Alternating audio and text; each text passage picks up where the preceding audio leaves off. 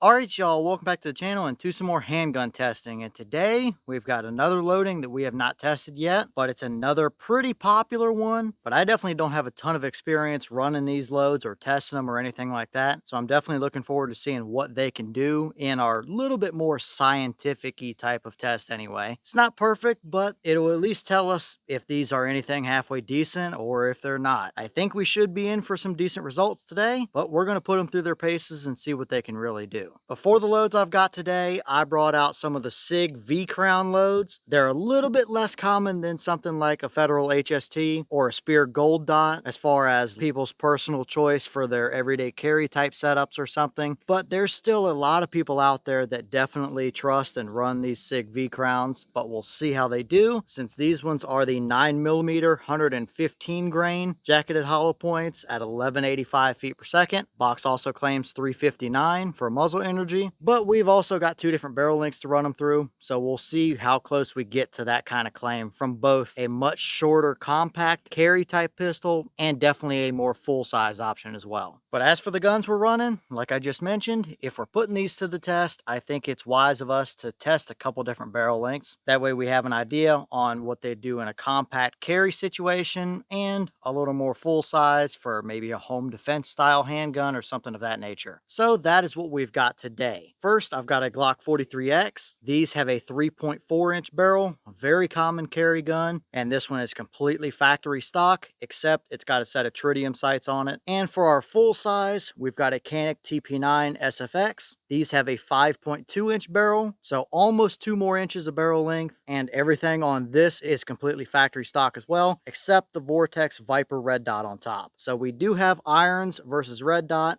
and 2 different barrel lengths, but this should give us a decent idea on how good these can actually perform, or at least what the difference actually is if you give them a little more barrel length to work with. As for our test today, we're going to run it the same as we usually do. So we're going to be looking for average velocities so we can calculate energy and see how close they are to the box claim. We're also going to be looking at a little bit of accuracy potential as well. And I've got gel blocks that we're going to run them into with the FBI clothing and stuff on the front of it to see what they do as far as terminal performance goes for expansion and penetration. So first, we'll start by firing 5 shots through each one of our barrel lengths through the chronograph so we can get average muzzle velocities. And I've got 2 silhouettes spray painted down at 20 yards as well. Each one has a white dot on it. That will be my point of aim, and that will give us a relative idea on roughly how accurate they might be. There's a ton of variables with the accuracy test out of a handgun platform like this, from the gun to the optic system to the ammo to me as a handgun shooter. So take the accuracy results for whatever they mean to you, but it's another data point we can look at if nothing else. And then we'll step it out to our gel blocks. So first up, let's get some velocities and accuracy from both of our setups.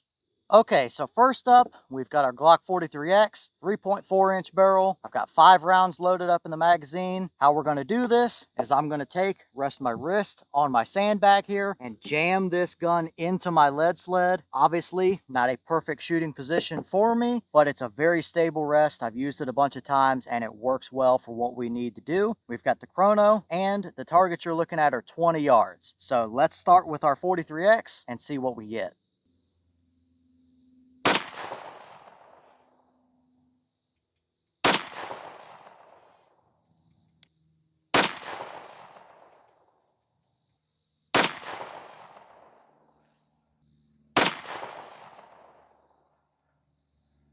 All right, now, same exact thing with the Canik. We're now at a 5.2 inch barrel and we've got a red dot to work with. 5 more rounds loaded in the mag. We'll see how this does.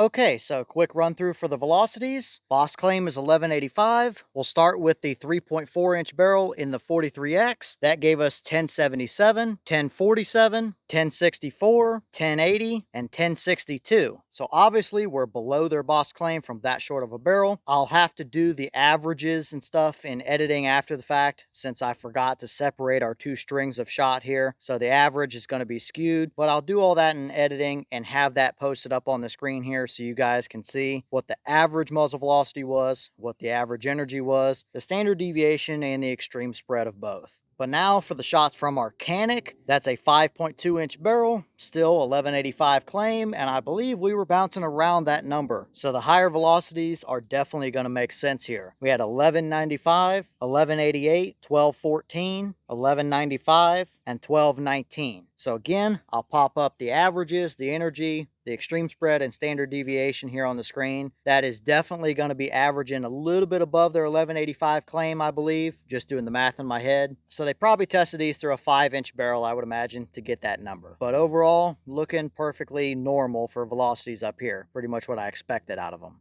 So now for the accuracy results. Again, take these for whatever they mean to you. There's just so many variables involved, from the gun to the optics to the ammo to me as a handgun shooter in general. I'm not a professional for sure, but I can be perfectly adequate. And we definitely see some interesting results here. On the left, with our Glock 43X, we had a 2 5/8 inch spread. This is 20 yards. That's a pretty nice looking little group. That's iron sights from a 43X with a 3.4 inch barrel. I'll take that all day long. That's probably one of the more accurate options we've tested from that gun so far. Usually it floats a 3 to 4 inch group, somewhere right in that range. So maybe a little bit lighter weight bullet in the 115 instead of the 124s we've been testing might be a little better in that little shorter barrel length. But that's definitely a nice little 20-yard group for a 43X. But moving over to the right with our Canik now, this is a 5.2 inch barrel, and we had a 2 1/4 inch spread there. And I'm really curious, considering we had 3 of them pretty much touching each other in the white dot, and then 2 a little bit to the left. I'm curious if maybe I pulled these 2 a little bit to the left. I felt great about every trigger pull, and I had a very stable rest, but obviously there's going to be a little bit of human error that comes into play, especially with handguns. Considering how accurate we were based on the average from our 43X, I'm willing to bet we may have been able to squeeze a little more out of that Canik since we had a red dot on it. And I should also mention that yes, I did take my time taking these shots as well. I just cut out some of the in-between just for editing purposes to save a little time.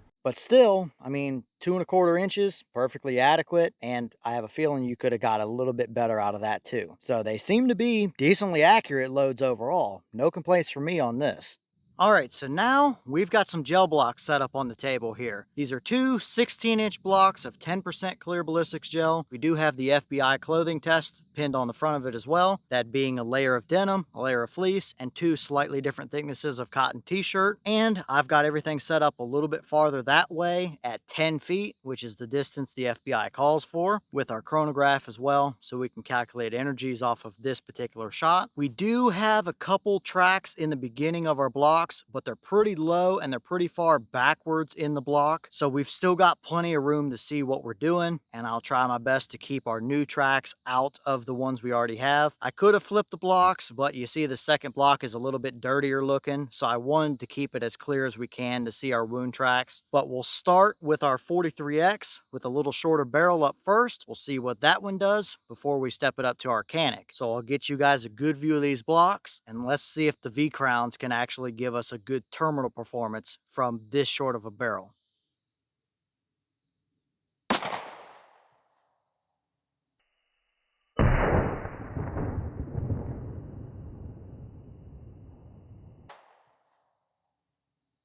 All right, so first up, we had 1061 from our 43X with a 3.4 inch barrel. And for our gel block, I wanted to keep that bullet a little farther this way, but didn't really happen. You can kind of see it on the front end out in the second block there. But if we maneuver our way around to the back side of the block, we can kind of see what's going on a little better. Blocks are a little dirtier on this side, which is why I wanted to keep it farther over on the other end. But you can see we've got a bullet captured right down here. Tape measures upside down since we're on the back side of the block, but we're looking at right about 18.5 inches of penetration overall there. FBI calls for between 12 and 18, so just a tiny little bit over, but I don't know that our bullet is 100% expanded there either. It definitely opened up, but I think we're going to see a massive difference between this versus what we get out of our Canik here in just a second. But if we follow that wound track back, we kind of get into some dirty stuff here. It did remain separate from our other tracks into there, but the track kind of in the middle there, the one that's closest to the screen, that is the one we're actually looking at. You can see we opened up pretty quickly to start with there, but it does have a permanent wound track to work with. But I don't know if we had quite the perfect amount of velocity to really utilize what that bullet can do. So we'll pull that out of the block here in just a second, but first we'll step it back and take another shot with our Canik with the 5.2-inch barrel. I'll try and keep it to the right side so we can really see what that track does.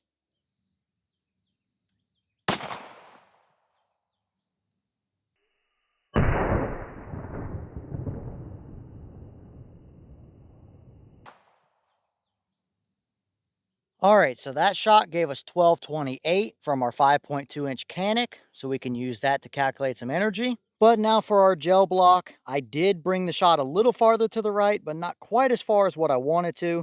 But we got a bullet captured down here pretty much in the center of the second block. We're sitting right at about 22.5 inches worth of penetration there overall. So a little bit too much on that, and I still don't think we fully expanded that bullet to its best extent anyway. But this wound track is a little bit congested and a little harder to see. If we look down here in the beginning, it's kind of in the middle of the screen there, and it is separate from our other tracks, but it is quite a bit messy down in there and just a little tricky to see. It is a better wound channel than what we saw with the 43X. So we've got both of our bullets captured down here in the gel. And for whatever reason, I didn't even mention it out there in the field, but we can stop it here and see that that bullet penetrated to almost 23 inches and it sprung back a little bit closer to the 22-inch mark. So potential for a little bit of over penetration on that one. And it also doesn't really look all that expanded either. So since I didn't do a good job explaining it in the field, let's cut both of these bullets out. We'll bring them into the bench and look at them and see exactly what went on here. Alright, well, now we're in here on the bench and we can see exactly what's going on. And it is not exactly what we want to see from either of these. We've got the 43X shot over on the left and the Canik shot over on the right. Definitely the longer barrel and higher velocity. Tried to clear some of that denim and stuff out of the front of there, but it did not do what it was intended to do anyway. For a reference point, that is where we started.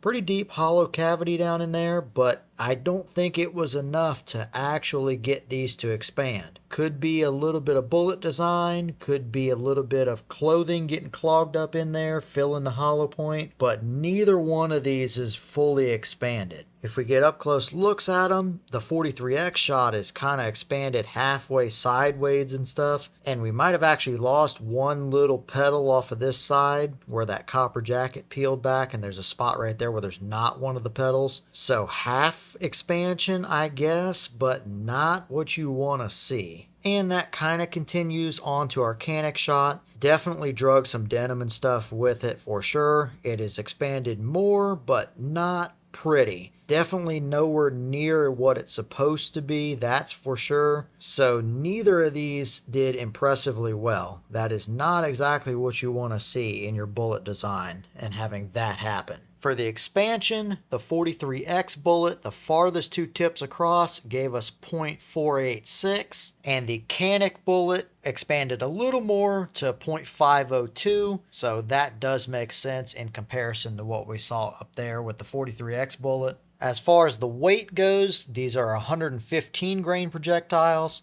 Our 43X bullet is just a hair over 114, right at 114.2. So we may have lost that one little pedal off of this side of it over there, which is why we're just under 115 for our weight total there. And the bullet from our Canik shot gave us 115.4 or thereabout. So we're a little over 115 on that, and obviously we drug a little bit of denim with it, so that's our added extra weight. Overall, these are pretty accurate to 115, and no major loss other than just the one little pedal off the side of our 43X bullet.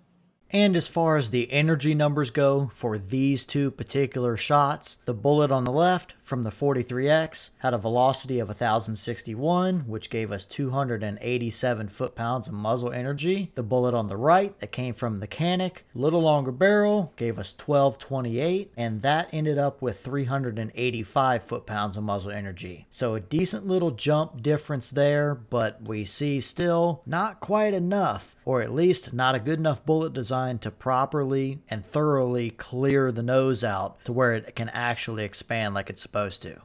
Okay, well, what do we think about the performance here with these SIG V-Crown 9mm 115 grainers? Velocities look good, or right where they should be anyway, for our two barrel lengths. Accuracy looks pretty nice, but gel performance, the wound tracks aren't anything amazing, and our expansion is also not where we want it to be. Definitely not reliable for sure. So would these be my personal choice for a self-defense carry type of loading? Probably not, which isn't exactly what I thought we would see. These ones might be a case of you gotta try them through your setup to see what they do, if you plan on running these for anything anyway. Would I want to be hit with one? Definitely not. Could they do the job? Yeah, for sure. But are they as reliable as something like the HST or the Spirit Gold Dots are? Doesn't quite seem like that's the case, at least not through my setups and my gel anyway. There's probably a little bit of clothing barrier issues preventing them from fully expanding. So not ideal performance there in the gel. Overall, I was definitely hoping for a little bit better out of them. We started off really well, but didn't finish out so well here with the blocks. But let me know all your thoughts down below. Is this about what you expected to see? Were you a little surprised one way or the other? Have you tested any of these SIG V-Crown loadings? And if so, what kind of results have you seen? Are these the loads that you run in a home defense or EDC carry type of setup? Or do you prefer another option? And what other options might you want to see us run with different loadings and stuff in these type of tests for velocity, accuracy, and into the gel? Let me know all that down below. But with that being said, I've got some more testing to get done for you guys, so I'm going to get back to it. As always, we have the channel Instagram as well as the mailbox where you can send stuff if you'd like. All the information will be in the description if you're interested in it, but I'm going to get back to it, so I'll see y'all in the next one.